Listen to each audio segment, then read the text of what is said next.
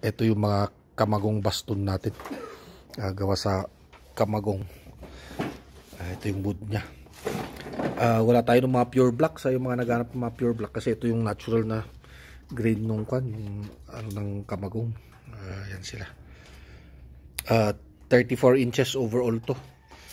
Meron siyang concealed blade sa loob. Sa ako natin, laman nga kabit. Meron siyang concealed blade sa loob. Pag binaliktad, hindi basta-basta nahuhulog kasi may friction lock naman siya. Yan o.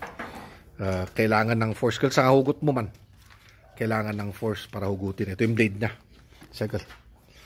Ito yung blade niya. 1/4 thick to. 5160 steel. Halos 16 inches to. 15 and 1/2. Ito, na-design siya na pang stabbing. Kaya kung to. Try natin dito sa ano. For stabbing talaga siya na ako. Yung tip ang ginawa natin na kwan. Ano. Kaya nung tip niya. Wala naman damage yung tip niya. Ano. Still, ginawa rin naman natin siya na pwede siya pang ano. Pero, hindi yun yung main purpose. Ano. Matalim pa rin siya na mag-chop.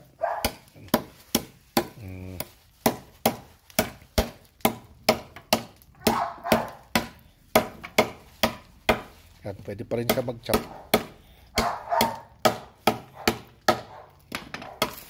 Pero yun nga, still ang design niya is for stabbing.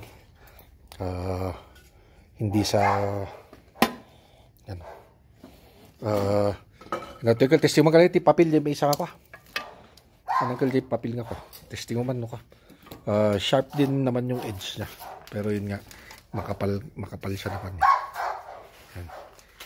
Sharp pa rin yung blade niya, nakakakuan pa rin siya. Pero built for stabbing talaga.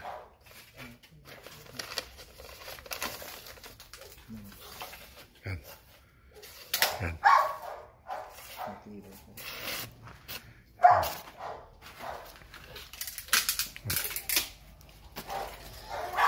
Kamagong with concealed blade. Hindi wala yung mga perfect na black. Lahat may mga kwan.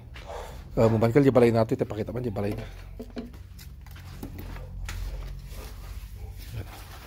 Ganito yung mga kwan na. Hindi naman kasi may stain yung kamagong eh. Kaya yan. Yan yung kwan niya. Tapos yung tip niya may rubber tip din. Yan. Friction lock siya on the blade.